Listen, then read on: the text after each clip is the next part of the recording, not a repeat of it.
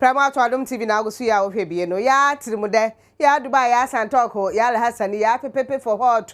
ya Jordan you ba ko pe ma so say twitwe e wa Adom studio so ansem e koso wo memu ni ama hodo so ye kuru chain say ya na Kofi Adom wa wani wo so ne so a wadane ma otia me anu ono so de ne voice wa gugwa no de agusu na eja alese ono so de editing de awuram ne yekoyedim na sara abeta no adalete ohwese de ayito ahye eni model susu de camera chi bu adwuma hwe alese check a front and the back view of the camera na sam keto ani abre wa ha eni ye bu adwuma sa na sound for MC post production how the paradox bu adwuma reception for diversity ye nkabo ma na yemu wa ho ensam ni bi ne say na his excellence na do dankwa Akufo Addo His Excellency wa pa nipa Dubai Council of State wa mo mabo anu anu onyenwu no man hu no man to be enkwale ni vet na ekoso me do be parliament 3,000 Ghana cedi chop or no chop, eat or no eat, takeable or no takeable, payable or no payable. Me no ka say wo mafrase ya wo mo etena sebne so na wo mo kire se nipa nan no mefre wo mo aka ye fro mo etoi ye wo masoma no amokopa bia ka no mo zo mo fro mo etom wo mefre ye wura muntaka wo mefre chema ye wura jo se usu wo mesan fre mahama yare ga on siska obi ade ana obi atua no mefre ye wura ajako so ono so mekire ni de mu ye nipa nan wo aka bia wo ho asem ka otumi twa letter wo medwene ho so wo mefre o so mo mefre wo nya first ye asem ahodo ya ye de bre wo no ntimi didi se wa krado me so ma krado ya ye ntwan ho mra aboafo nkrato as usual kwambia so unim sa bensil wo triemu chuku ya wo bo ayeye na fe yi wo de sample wo de sample bites ya wo mo de atunwum sei eja wado wo mo so bo adwuma nkasa ya ye koye nim wo na eno no enjidefo na akwafa aba ntu de anim ma bitwa mo mra na fe ye frase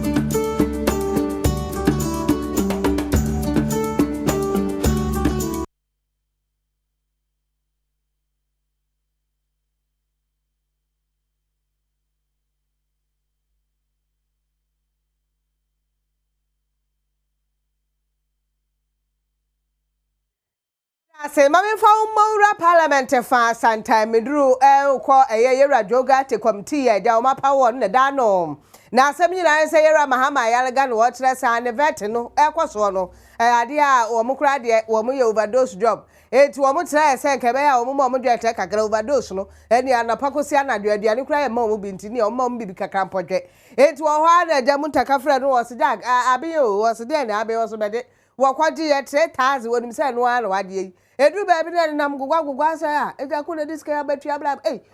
masa ye first kan ko na ye deja wo krom ha no abafo bi kura ka so obo sika mu kura nke aka say eja kwante ga odi wo enti ya sa no na eja committee ya be mo ne ye radio wo te usu odwala ya wo say jack nyani ba to asa o me de sem say nka fa mo o enu wase na me mabodi me de mesimu ntaka na say eja ko na de bae wa na abodi ye enti egu wa ogwani nyina ne committee yenko ni ya committee o mafra ase ya nipa na ne ye befra o mo wase yewra jo se usuma Canada sara na yewra mahama yalga ena afe yewra da ko no o mo tre so na disika ko ye no ena yewra muntaka wono ena disika ne ma wo mo wo metre sika kro no ena sika wo de ma wo bebi onya free ye ni nyina no nei live and current ye nyina ye hwe ni etie bi ni ye ko ye ni ye mo parliament evidence. He had actually brought the evidence to me earlier. I had given it to the minority leader, who had also given it to the minority chief whip. But the chief whip said he couldn't find what he was looking for. So I had called Mr. Boeche in, and he had come to mark the report for me, after which I returned it to Honorable Muntaka. Now at that meeting, they called the immediate past Deputy Minister for Power, Honorable Jinapo, and he came to confirm that indeed those things that are contained in the report were a fact, except that they thought that in one case there had not been financial commitment. So they dropped that. But they were not happy with Boeche saying that the World Bank was breathing heavily on the neck of the immediate past president, Sir John Mahama, and they were not happy with Mr. Yasaf Mafo's answer to the CNTCI loans. So they were given the opportunity to represent the evidence in words and expressions that was acceptable to them. Let's restrict ourselves to Mr. Wachaja, who he was given the opportunity where? At the Speaker's office. That was the evening that they were going to move the motion. Indeed, the motion had been moved, and the three which were to be approved by consensus had been approved. But the two on which we were going to cast a vote, it was when the vote was to be taken that the minority there requested that we go into a conclave, which it is a report of the conclave that I've given. By that time, this allegation was already on air. So at that meeting, after they had been satisfied, the minority members had been satisfied. To find out which allegation was already on air. Mami kwa bed nego ho no na ja parliament o kasa free ho de ma ye put it to you no kra ye no court. Oda na bed nego ade so me wa ha. Won trade ye kwaso port ya bed akwa aba. Me just na. Ho me no kasa wo chamber ni mu ana sa o mountain. La sabe me no kasa de mo 600 building. Yo, e de na kwaso wo ho. So na ile me no corruption hu tensemoni ni na ma baba tu biara. Na Speaker of Parliament, Professor Michael Kwe, or set up committee. Nana Ushesa committee where Omujumana Mujino, Usha Ghana Constitution Ma, Usha Article 103, and my Parliament, or Pioneer Power, set the Biba, Ombeti Mahishu, when I first Usha Parliamentary Order, Order 191 of Parliament, Omonium Mujumana. Bibi Saba, and more Parliament, who I say, Ombeti set up Omon committee. Much media issue, no more who say, a Samana Casa at the airport. Now, almost started sitting, chairman of the committee, Honorable Jogate, or can I say, or social committee, or Mujumon Bidi said, Person, as you show me who said, and Papa, the chairman of the appointment committee, Honorable Joseph Oseusu, and Papa so discovery free energy minister, or Boachaja, Edima, Honorable Muntaka, our minority chief, as one former minority member, some appointment committee, and our faces so near to be say, either say, who said, Honorable Muntaka, and Papa or discovery and my minority members now a free, Honorable Boachaja. It is established and Yama, Menu and from establishing a committee on sitting on Moyen. Minimum Menu, now, chairman of the committee now, Honorable Dugato, can I say? Committee number 3 and from Makumako and I honorable Joseph Oseusu on the committee and Mrs. Arab Honorable Mahama Ayega, and also Obey the peer before the committee and Honorable Alaji Mubarak Muntaka, on the banner for Honorable Boachaja, on the energy minister, on the Obey before the committee, someone was from Makato on so Anna. It's in that Sabre, I said, the Senate meeting, Honorable Joseph Oseusu on a committee and Mrs. almost put to Nano, a bisan and the semi classic and semi. Now, I believe committees and almost some more the powers of the High Court are honorable Jogate or say the only electoral contempt of Parliament. Almost because some more powers because if you saw Pija of phone crowd, Tarawa Simana say, Usma no say back to I think will be a mountain. Oh, man, sure, Katia was I did hear the 3,000 years, who yeah,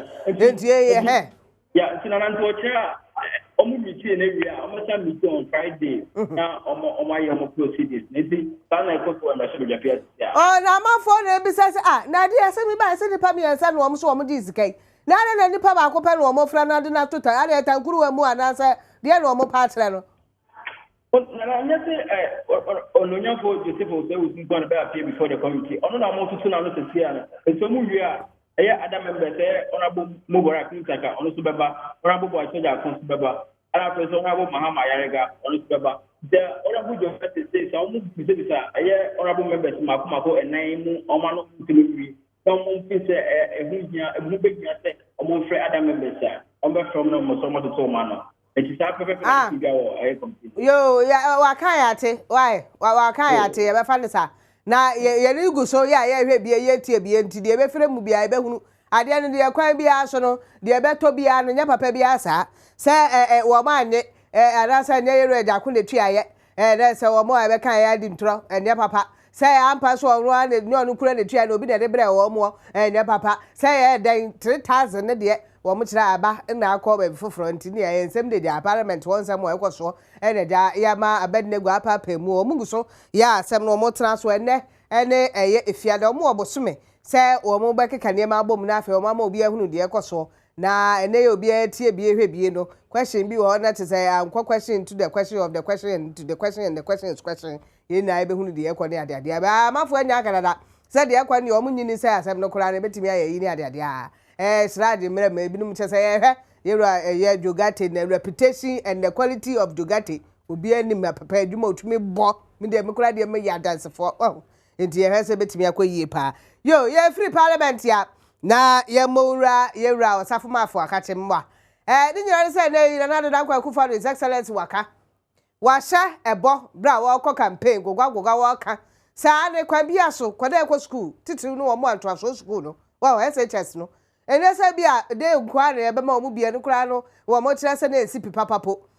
one day ne border day when you free bia koso ma tank so a santani school ko didi ne didi na suade na fa ma no keke na de twawa exams ne wo konkrofo ama so a sa na ye no ade ne de ne entumi nyei na amafo wo mo keka sa ma sa campaign talk wo ntumi nyo sika na wo he na nipa mu se economy nye ebe de na abam ye ru asafo mafo a wo senior minister in charge of economy waka wasisi aye wo heritage fund bi wo ho nipa te ho anase abo eka nipa aye ntrase se abo ano mahwe ne yie mabo ho kan ntime mfa de mo no nkum no wo mo bedi sika ni bi chese wo meyi bi de akotua sa free SHS no na atumi aboa se mo kan ne bi ni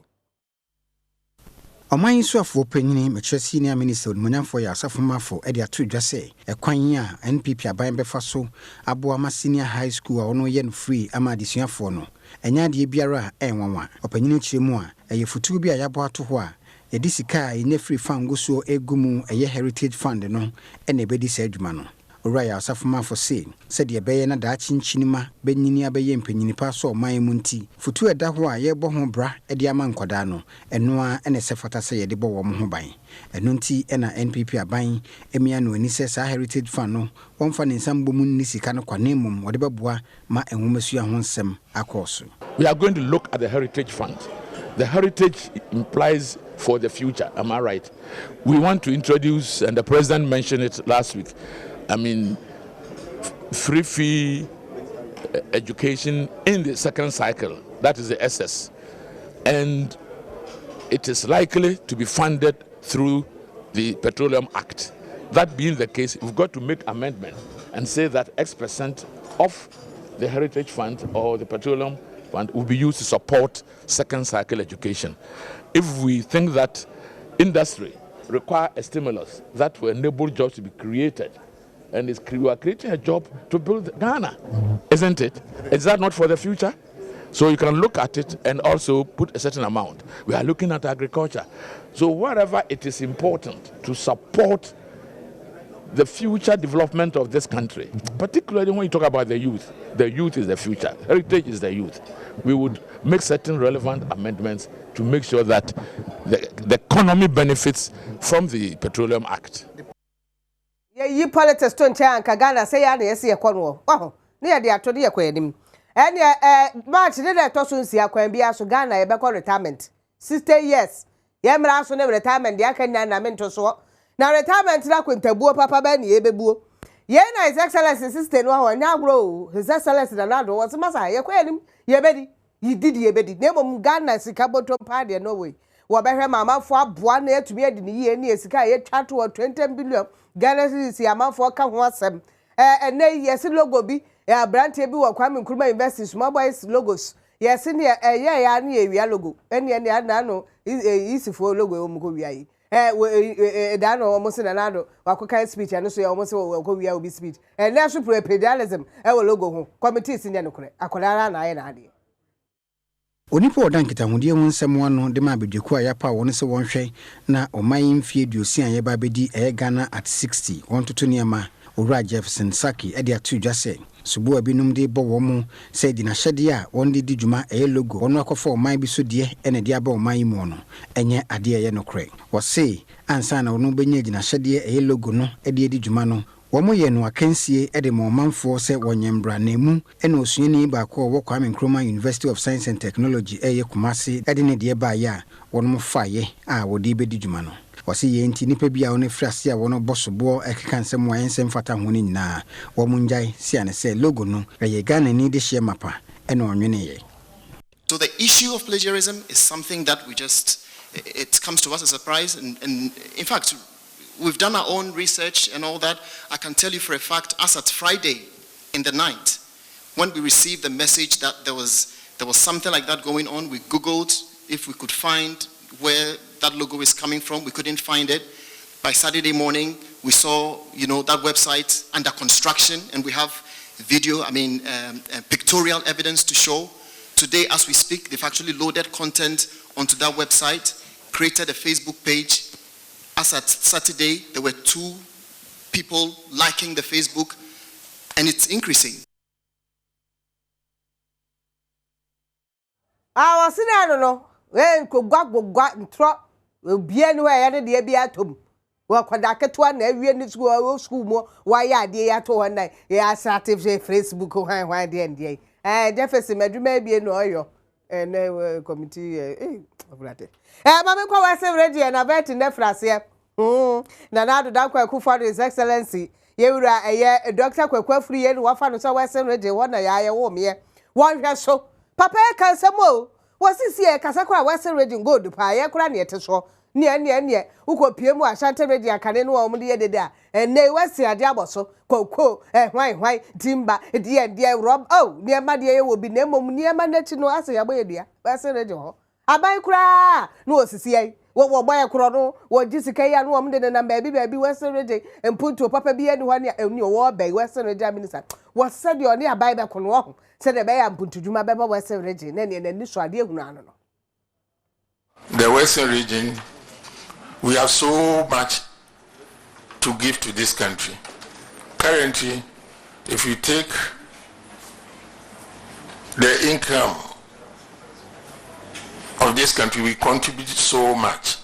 If you take cocoa, we are producing some 60%, sometimes even 65% of Ghana's cocoa.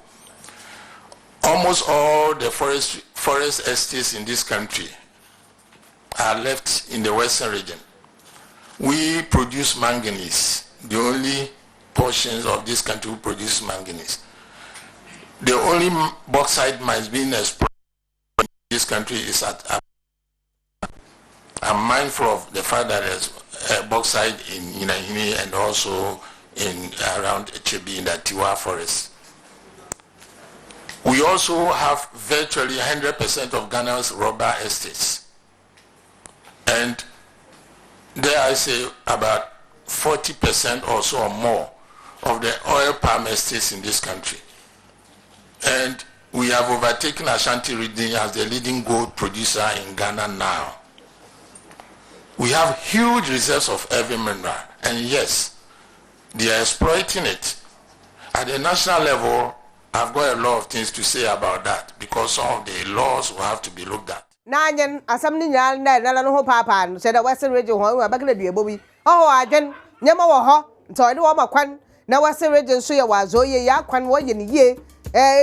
yesu yesisi bi aba asama.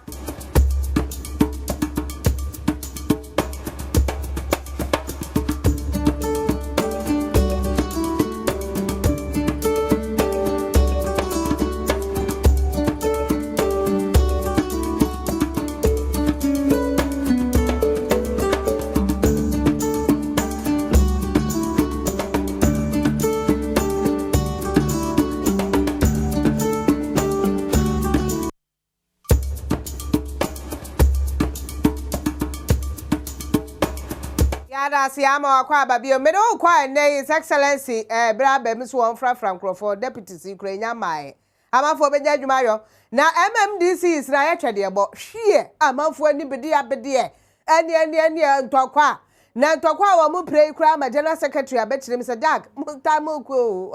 mutamukuchu adwuma no bi aye bi na adai na yeni ese wanse region kwa nipa 158 wa mu pa MMDC is 158 esensa wa mu kwa parliament wa mu nyina pa adwuma bi ayo oho azai na o kire se na ukopiem de edikan ya omo de no do so 22 ewo the sample 22 peoples and pebie yesi Prisia Huni Valley 12 ewo Dwamoro 9 ewo Dwamoro district 12 ewo Prisia Huni Valley ya okekabo mu a o mai wa de pa okatachie abankwa afifa me classmate no wono ene kasama Western region wode nsemi tudwa na sapra and petitions started say eba petitions they feel say ya nhwe ya ba be mu de enso enugwase betumi aka party no ewo ye selection no and ya anya careful so as ade we ye very delicate ya nhwe ya ebetumi ahaye the next election into party before trials no say ade this idea na no de ye vetting then you be a expressing interest and what this to be a umbra. If we are vetting report, you have now acting general secretary office. No, so can you now boom of command minister for local government, rural development, no, so a presidency. Lefi near one who be a machine no my. When you GD say, Yan sign, no mum dear, the president the body. Na wan go din a obeti ase onka say enam say chairman empema 70 lo yi din fiem ana enam say executives no omo eka ho bi enti ena omo nso eye de eyi omo ewo fiem yanka kwa keto mewa me do kwa kato na kato no oba hima ya wo kato ena wo trensemu na eye sra ababi ewu ye otoso miensa Mami akasa ne simo kan nan se ne internet ya banko de ya de omde ya nya asam ketwa internet ka ye papa ni akoda ko school ya ba ne sohwe ana assignment ya wo bie wo gugura ye ne ye ya santan na ababesi ebesi ho na asa mekọ keto no mami ko school feeding na school feeding no ni nyina se nei Western region ade a women's organizer ho no wadwa wo madwa se nei a abai foforo aba ntokwa omko ye ndokwa ketwa ndisi ba ye na ndisi fo na ye aduane na ne MPP atumi akontokwa yi na mtumi abedi so a wo mguso ye omo ye aduane sesan ana ma ye adwuma no wo mde omo ye aduane anya yi ana omo de so siso a ehye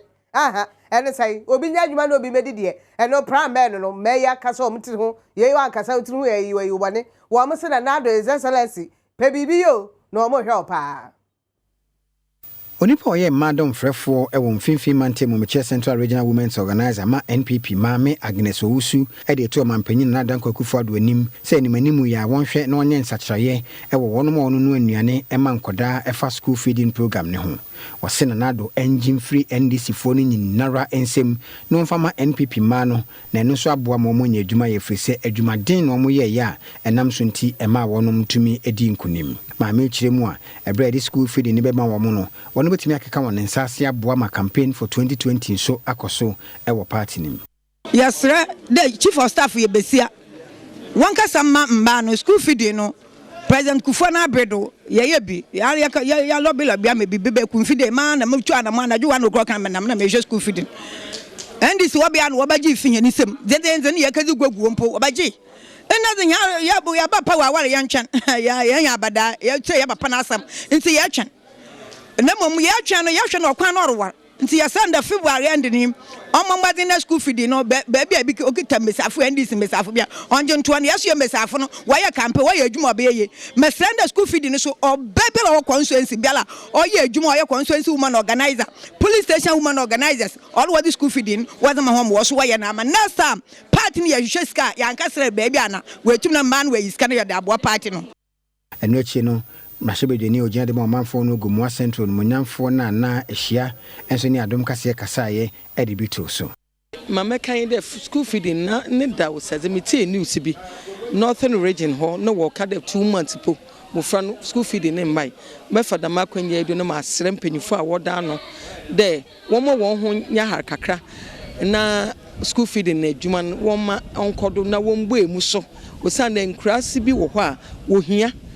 osane Ghana ha baby bebre wo ho a ho kirematum aka magomwa central de central no yes side baby kra de oya rehosem nti wombo emu ma hen no won nya ne ntem na mesiafo no so wonya adwuma nya osane ye mesiafo se ye kwa ho kirimpia na fie nyina ya ho kyer nti yesre de wobaye ne ntem na mesiafo a oda woze ma ho ma woye wenye adwuma ye na efie ono abuduku idi ayo nyasam ketwa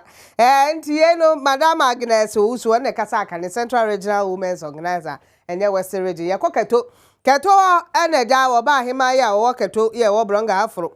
wodi atudwa se ne internet ya ba nka ye nka akwada no wodi suade ya beboa ne Yesu ne nkwada aba obete scrum